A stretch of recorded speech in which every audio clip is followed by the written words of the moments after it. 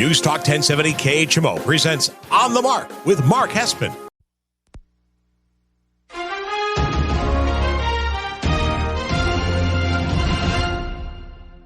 News Talk 1070 KHMO presents On the Mark with Mark Hespin. On the Mark is powered by Kunis Country Honda Hyundai, your number one Honda and Hyundai dealer in the tri-state area at 221 North 36th Street, Quincy. Faith, family, and giving back. That's Kunis Country. And now, here's Mark Hespin. Good morning, Tri-States, and wherever you may be listening on the News Talk 1070 KHMO app. This is On the Mark. I am Mark Hespin, brought to you by Kunis Honda Hyundai, your number one Honda and Hyundai dealer in the Tri-State area, 221 North 36th Street in Quincy.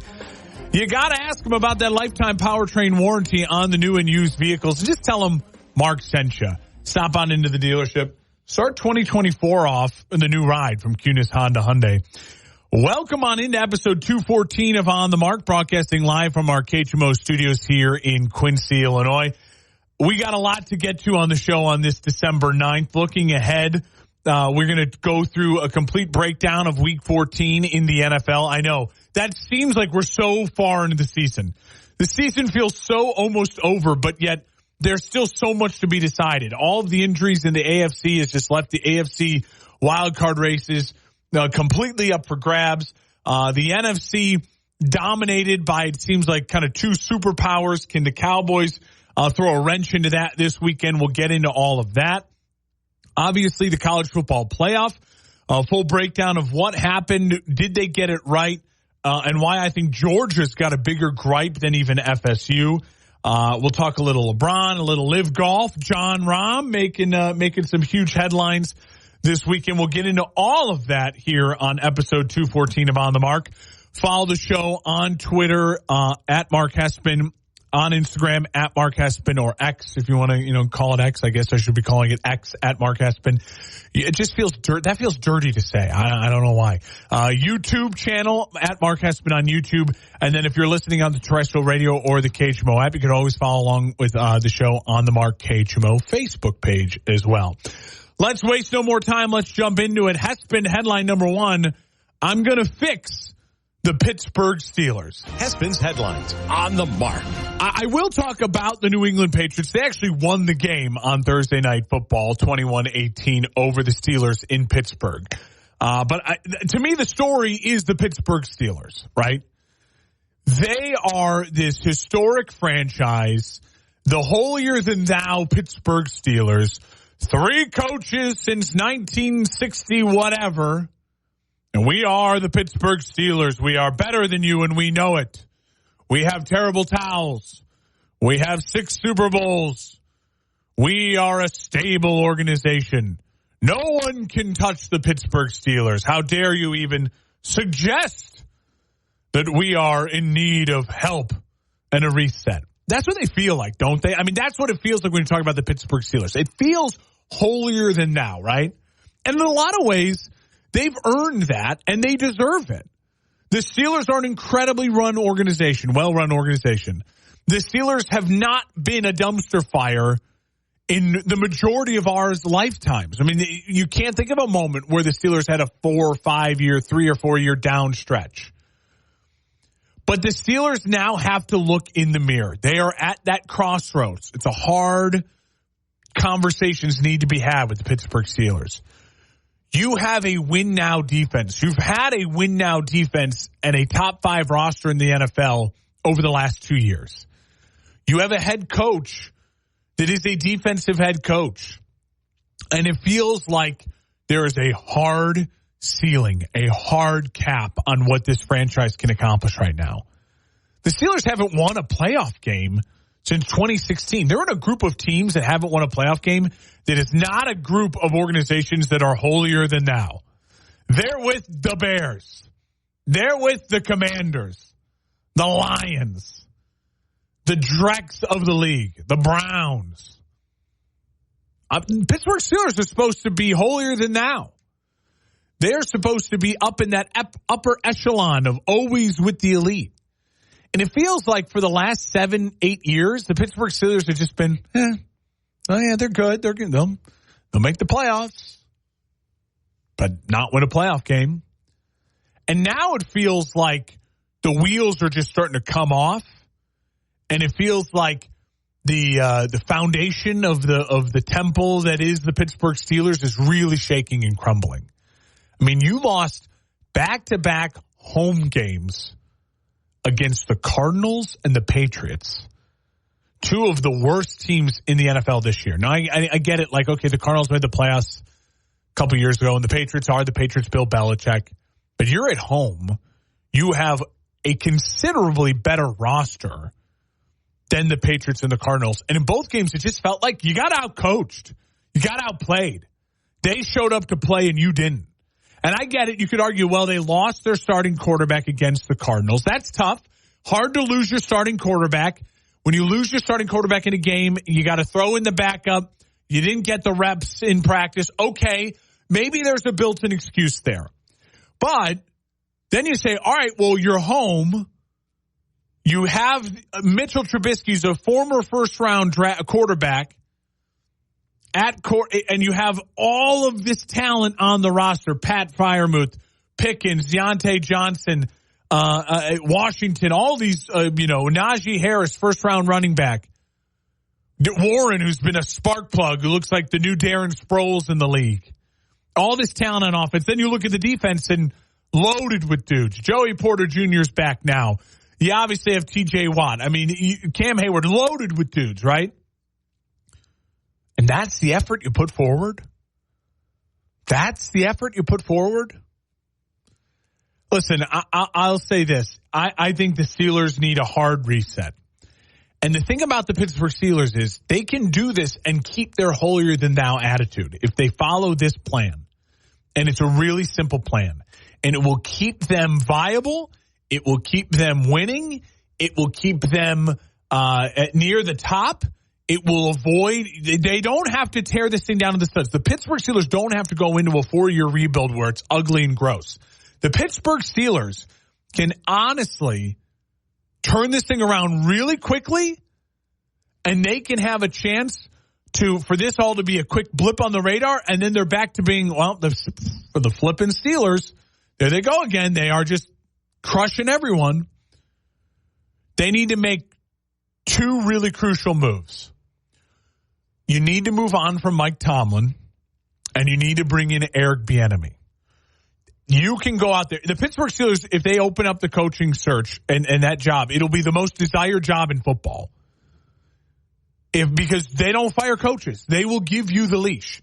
And if you say to any prospective head coach, like an Eric Bieniemy, we're going to go and get you, Eric Bieniemy, and we are going to move heaven and earth to go get that number 1 overall pick from the Chicago Bears. We're going to offer the Chicago Bears Joey Porter Jr.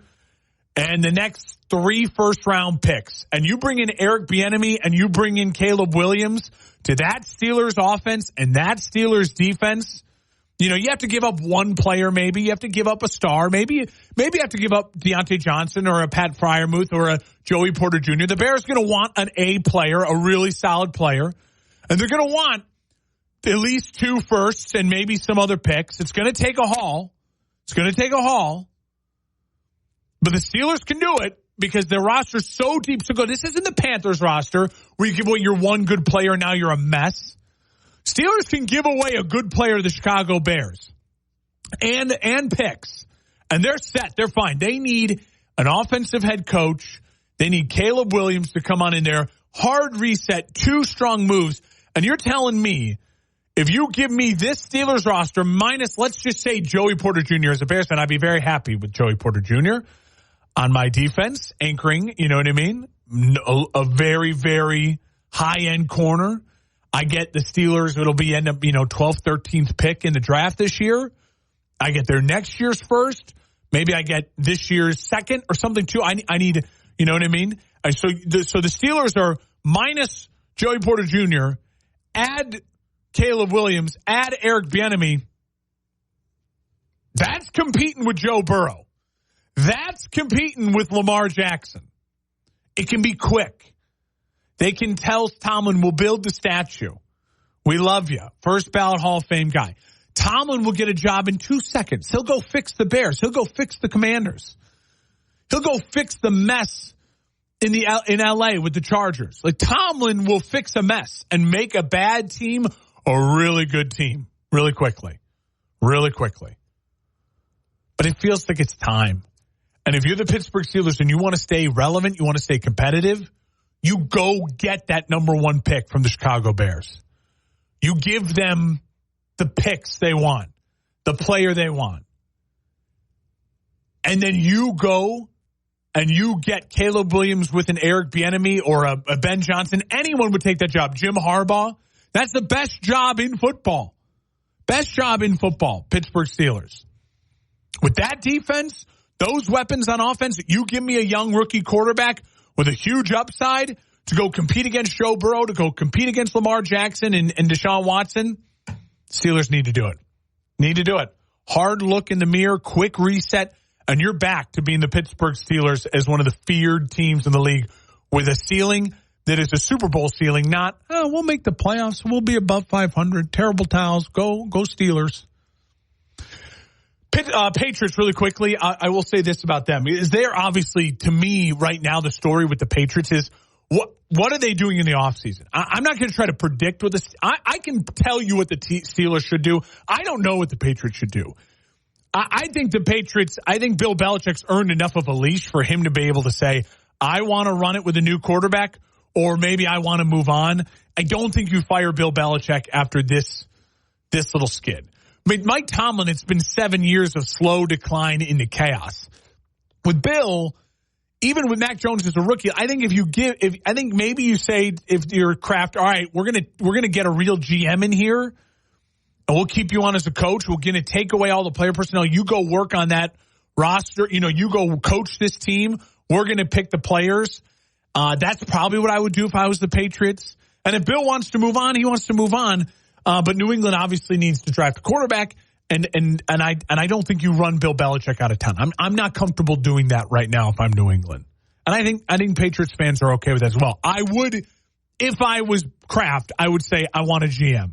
I want a real GM. I'm gonna go out and spend a ton of money on a great GM to come in here. They're gonna handle the player personnel. You're gonna be the coach again and just coach this team and try to get Don Shula's record, get us back on top with a young quarterback, and set us up for the future. You're listening on the Mark News Talk 1070 KHMO, the KHMO app. When we come back, full breakdown of Week 14 in the NFL. We're live and local in America's News Talk 1070 KHMO and the KHMO app. 1070 KHMO. Welcome on back to On the Mark here in News Talk 1070 KHMO and the KHMO app. We are brought to you by Kunis Honda Hyundai, your number 1 Honda and Hyundai dealer in the tri-state area, 221 North 36th Street in Quincy. We were talking with General Sales Manager Jason Buxman. We got some exciting things with Kunis Honda Hyundai coming up in 2024.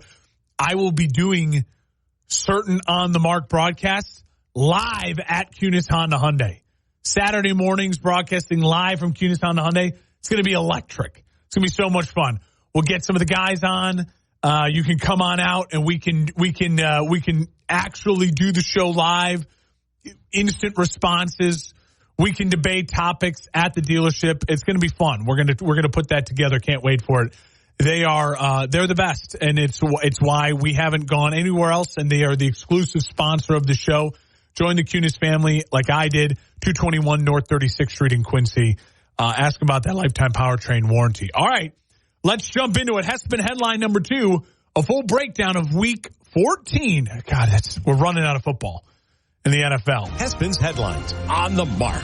Week 14 is upon us, and I'm telling you what, a week ago at this time, I was flying high.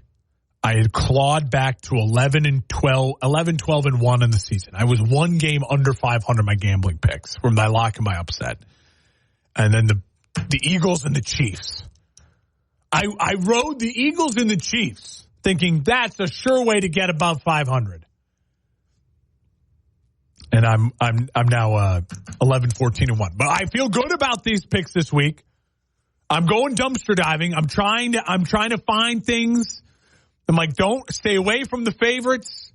The Chiefs and the Eagles failed me, so I'm going dumpster diving a little bit. I feel like I've got some value here, and we're going to try to get back within a game of 500 again. So let's jump into it.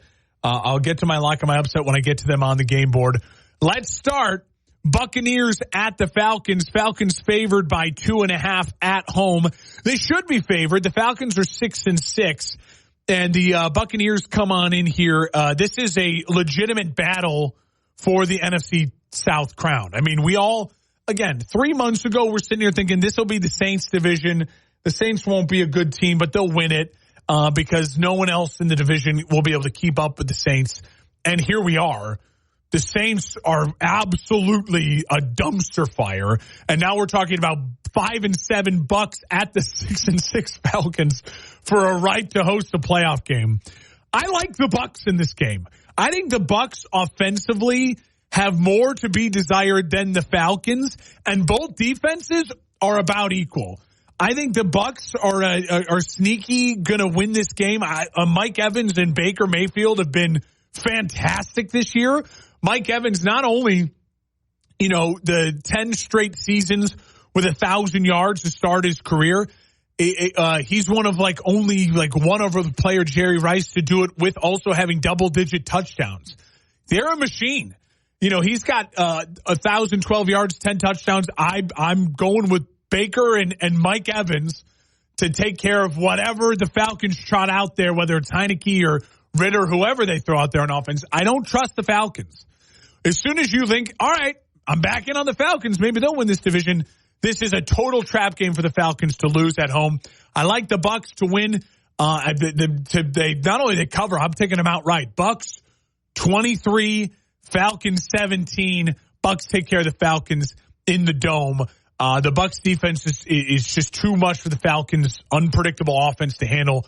And I trust Baker's connection right now with Mike Evans. Give me the Bucs to get to 6-7 and be in firm control of the NFC South. Just chaos. Lions at the Bears. This is going to be cold weather, outdoors. Not going to be snowy, sleety like they thought earlier in the week. But Jared Goff is an indoor cat. The Lions are indoor cats. I like the Lions. I've been on the Lions all year long. But I love the Bears in this spot. This is absolutely a Bears take care of business. The Bears, Justin Fields in his career against the Lions is averaging almost 100 yards rushing. It's insane what he does in the Lions defense. I think this is a Bears off a bye. Lions absolutely almost blew it to the Bears in Detroit 2 weeks ago. 3 weeks ago now. I think this is a perfect spot for the Bears to come back, claw their way to a victory. Lions are the better team. Lions are going to win the division. Lions have a chance to make a deep playoff run. The Bears don't. But this is a matchup that favors the Bears. Divisional opponent in Chicago, cold weather, Justin Fields playing for his NFL life.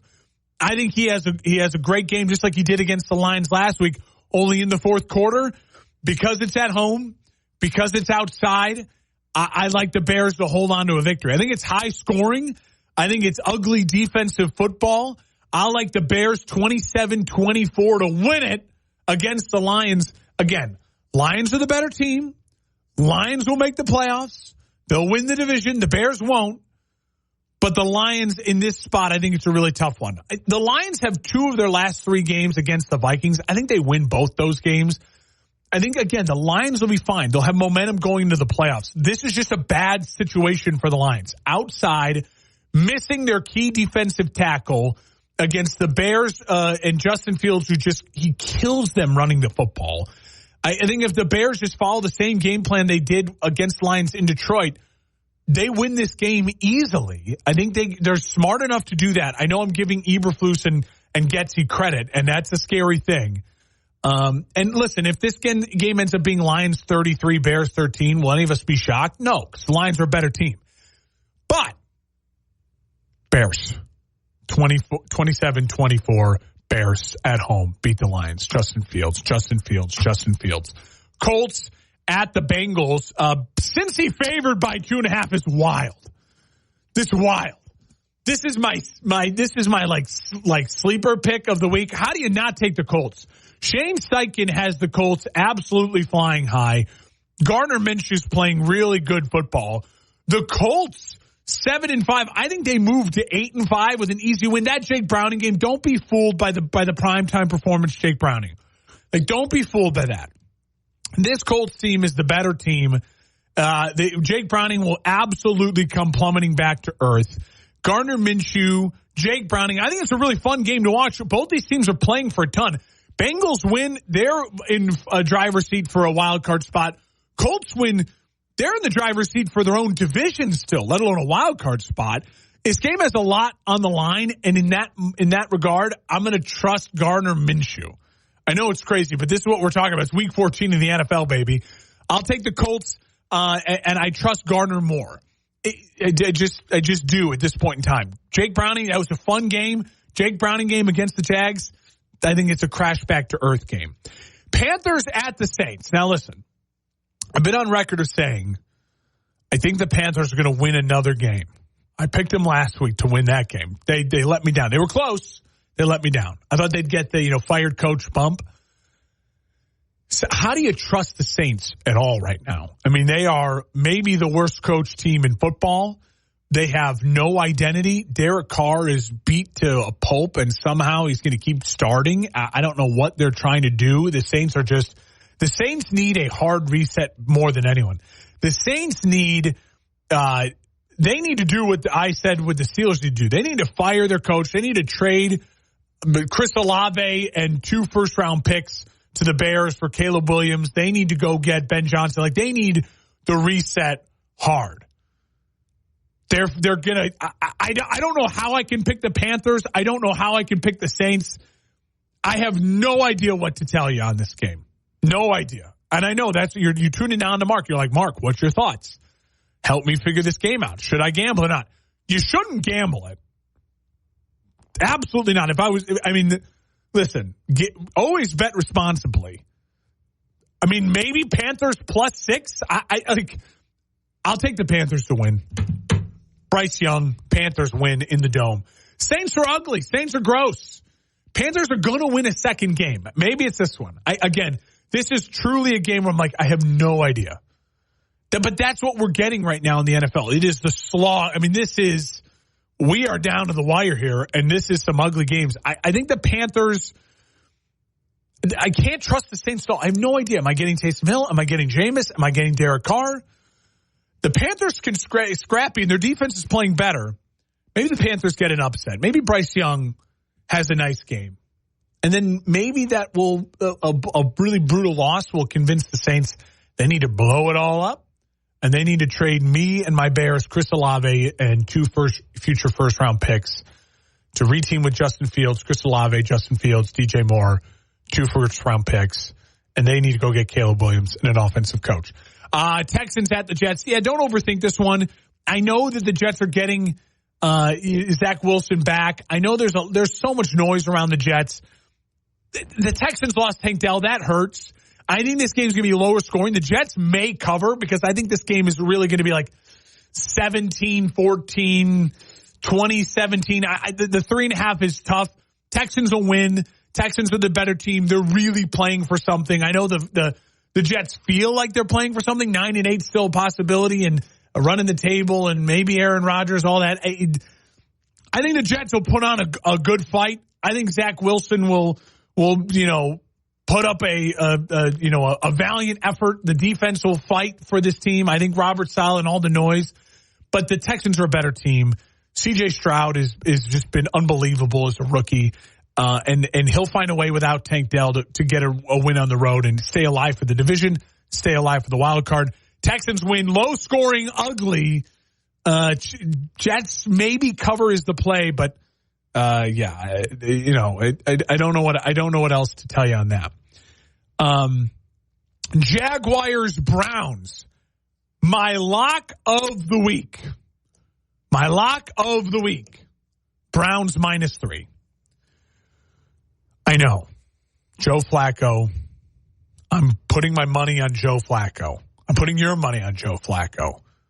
We're riding with Joe Flacco. This weather is going to be disgusting. It's going to be sleety, gross, chilly.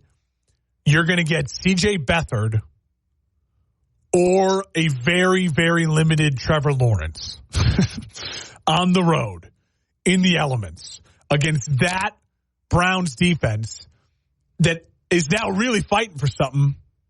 Really fighting for something. 7-5. Joe Flacco at home. I'll take the Browns. -3. I think they win this thing. I think it's disgusting. I think it's 20-10. I think the Jaguars struggle mightily to move the ball no matter who's the quarterback. Listen, the Jags, they showed us their true colors in that loss against the Bengals. That was disturbing. And you can't even blame it on, Trevor Lawrence got injured. They were going to lose that game with Trevor Lawrence. The Jags defense is gross. They don't have Christian Kirk. Whoever's playing quarterback is going to be extremely limited against one of the best defenses in the NFL on the road in the elements. Joe Flacco, big arm, big moment. Browns -3. I'm taking the Browns 20-10, 20-13. It's ugly. And the Jaguars are going to go into a tailspin after this game. If I were the Jags, I'd wave the white flag in this game. Throw C.J. Beathard to the Wolves. Try to get Lawrence as healthy as possible. Play him next week for a down-the-stretch big run. To me, that's the play if I was in charge of the Jags. Browns, absolute lock of the week. We keep on moving, and we get to my upset of the week. Both in the noon window. Upset of the week. Rams +7.5. Now, hear me out. Hear me out. I know Lamar Jackson has better wide receivers than he's ever had. But Lamar has never thrown for more than 200 yards without Mark Andrews. Mark Andrews is such a crucial cog to that offense. The Ravens win at home in the ugly weather. Again, this is going to be, there's bad weather all over the East Coast this weekend. It's going to be sloppy. That favors the Rams covering the 7.5. Lamar Jackson and the Ravens will win this game. But I think it is every bit of Stafford going all out there, slinging the ball around, big arm in the weather. The Rams are a team that is really feisty. They are a 6 seed in the wild card right now, 7 seed in the wild card. The Rams have been playing really solid football. They're like that college football team that was so young, and by the end of the season, they're completely different. This team is so young. They had 14 draft picks. So many of these starters are rookies on offense and defense. I think Sean McVay has this Rams team finally buying in. They're understanding their assignments more. The defense is playing better. Guys are showing up from no names to names. I think the Rams are a feisty cover here. In the bad weather, Lamar Jackson and the Ravens win it. He makes the plays to win it, but 7.5 is huge. You get the number at 7.5. The Rams, all they got to do is get to what? 14 points, 13 points. I don't think the Ravens are explosive in this game without Mark Andrews. Bad weather against a feisty Rams defense that can defend the run pretty well. They're going to need Lamar to pass. Ravens win 23-17. Rams absolutely cover. 7.5. Take the Rams. That is my upset. And if the Rams sneaky win, I wouldn't be shocked. Lock of the week, Browns -3. Upset. Rams will cover the 7.5. In the elements on the road against the Mark Andrews-less Ravens. Off a bye, they're going to come out sluggish in the weather. Rams fighting for everything. Rams have an early lead, 13-10. Lamar Jackson, a little magic late in the game, finds a way to win it. Rams cover. All right, we keep on moving. We move into the late window. You're listening on the Mark News Talk 1070 KHMO, the KHMO app, breaking down Week 14 in the NFL, brought to you by Kunis Honda Hyundai. Vikings-Raiders, this is actually a really fun game, an interesting game. Obviously, the Raiders have been playing really well since they fired Josh McDaniels, and I think they continue that here. I think they take care of the Vikings on the road.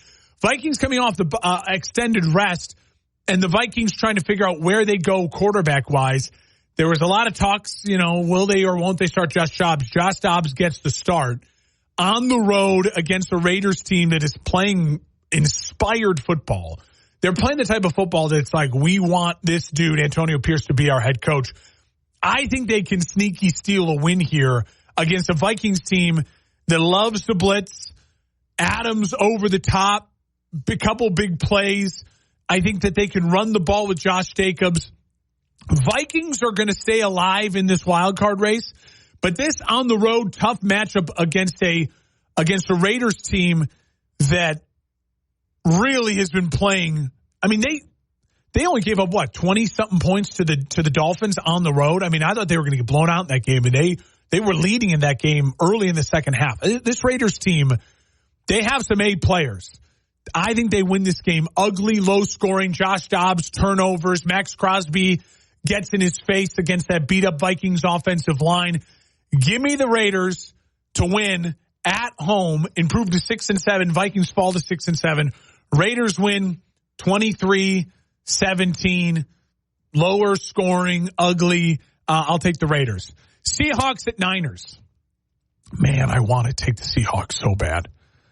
I want to take the Seahawks so bad.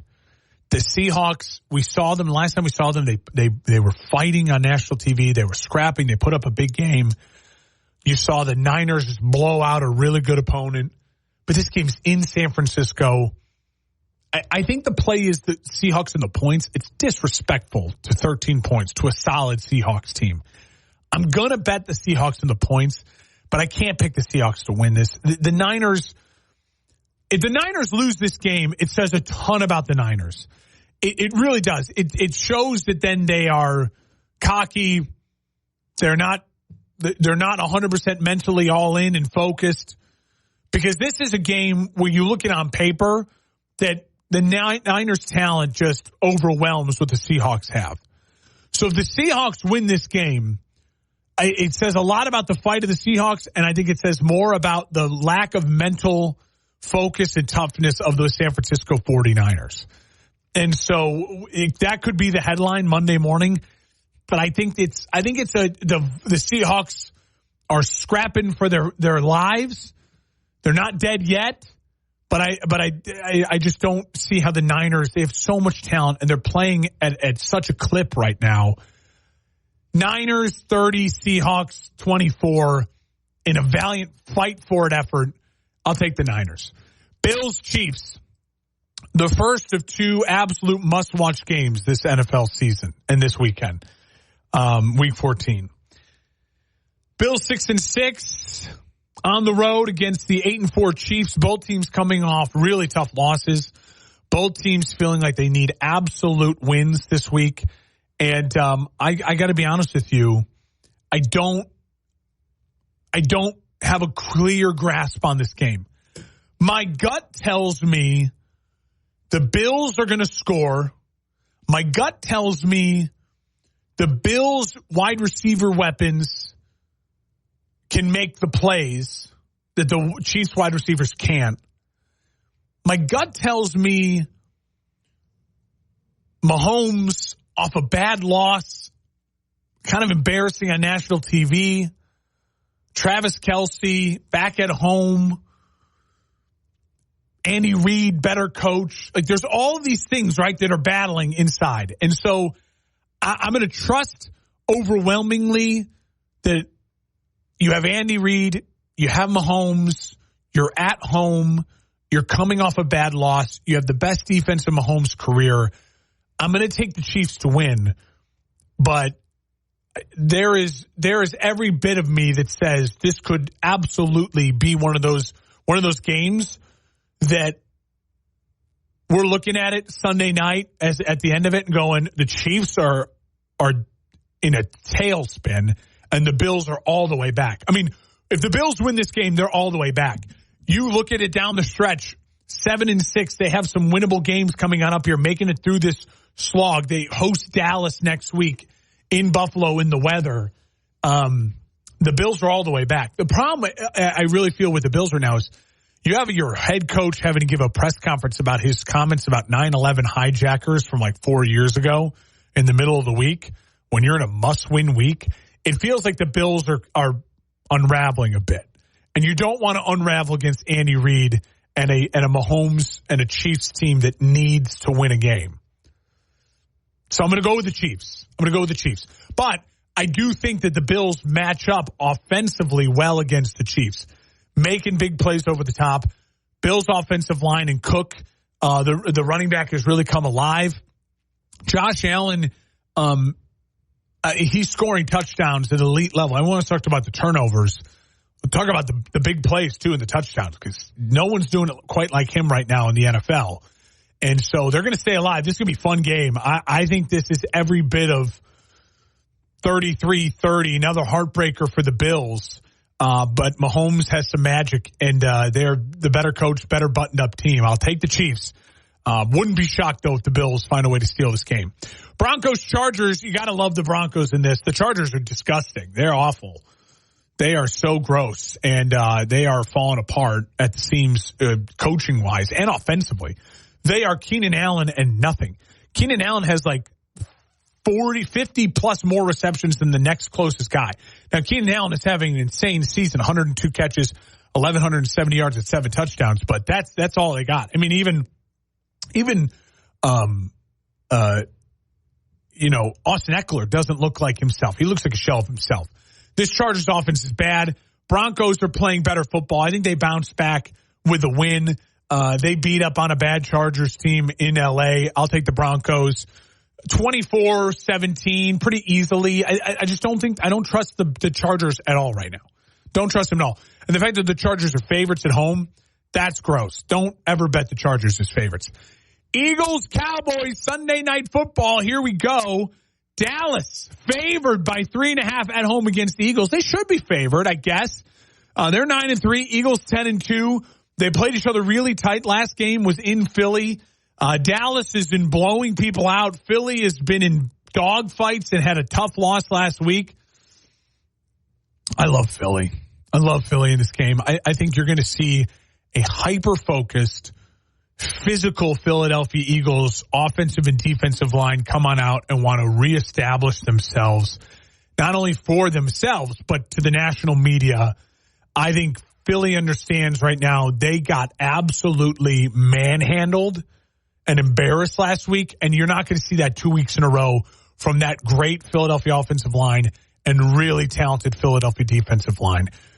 Jalen Hurts has way more weapons than Dak does right now, and they're playing at a really high level. This is going to be high scoring. This is going to be fun. This is going to come down to the wire, and I think it's going to come down to Jalen Hurts making the play.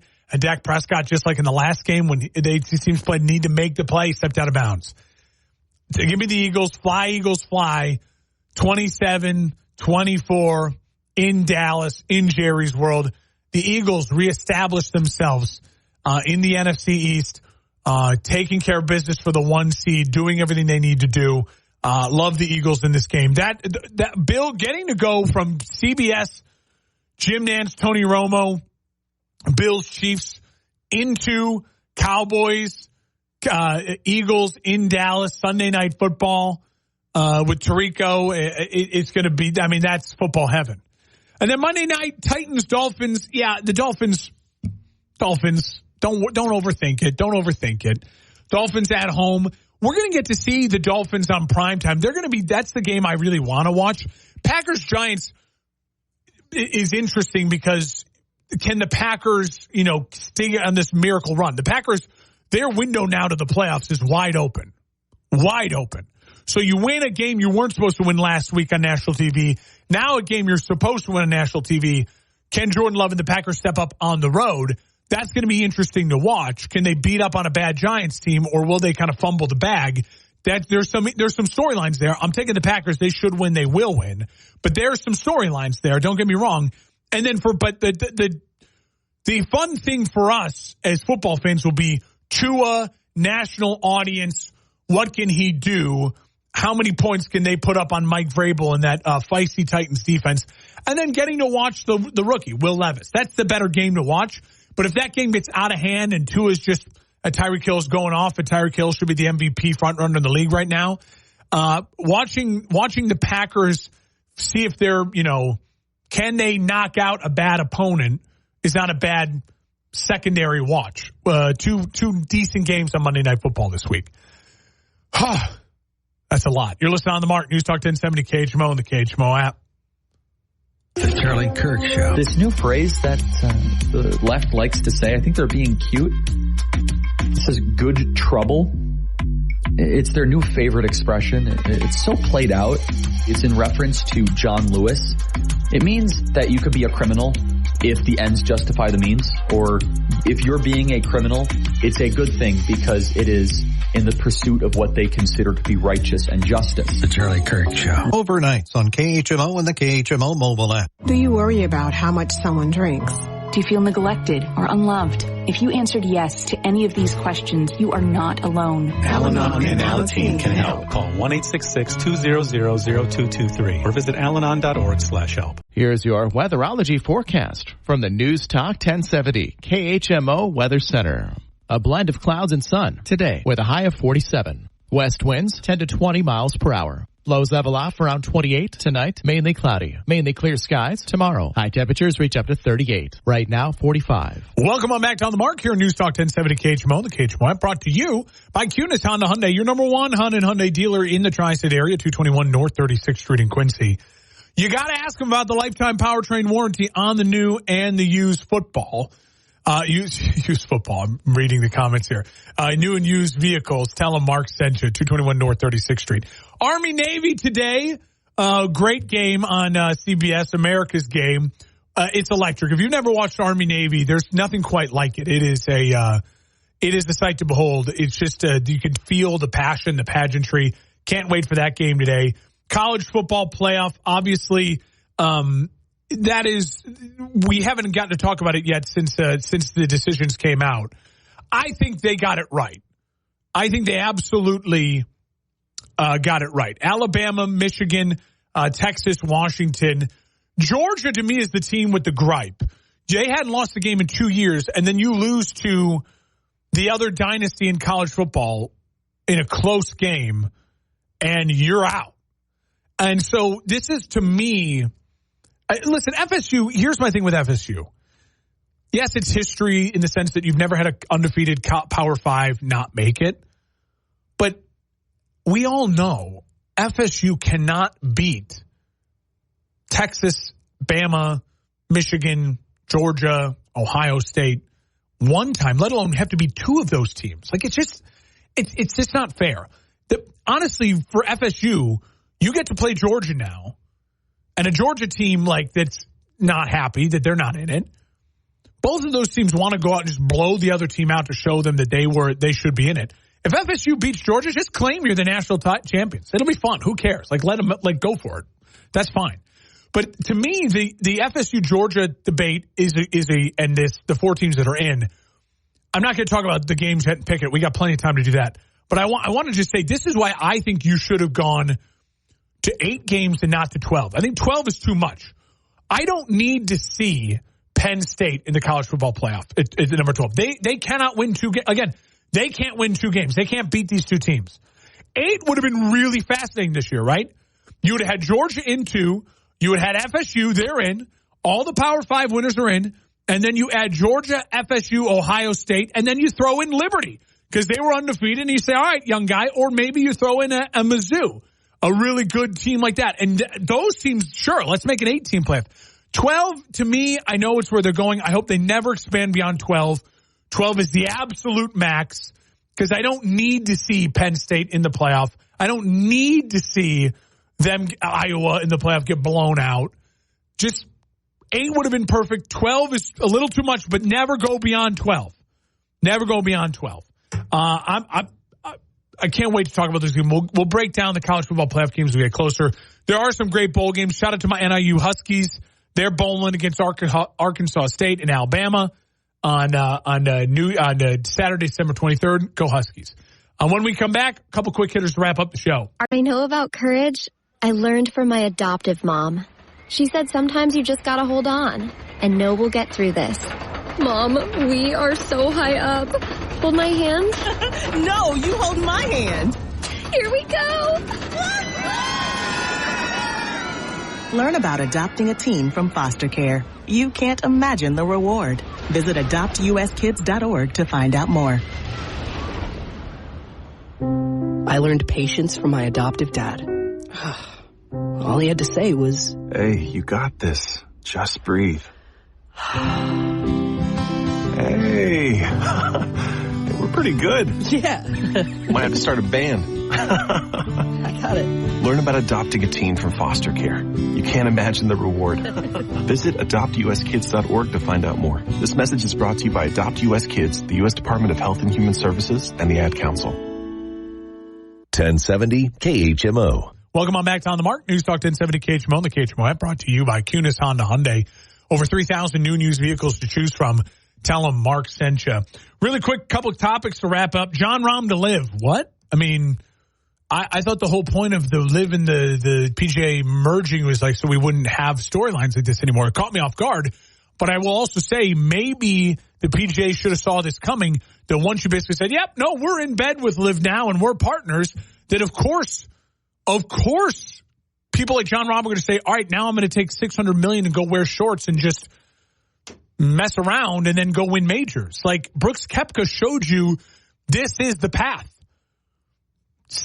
Hundreds of millions of dollars, wear shorts, no one cares, and you still get to compete in the majors. I honestly, the PGA Tour is, I think they might be dead. Like that's crazy.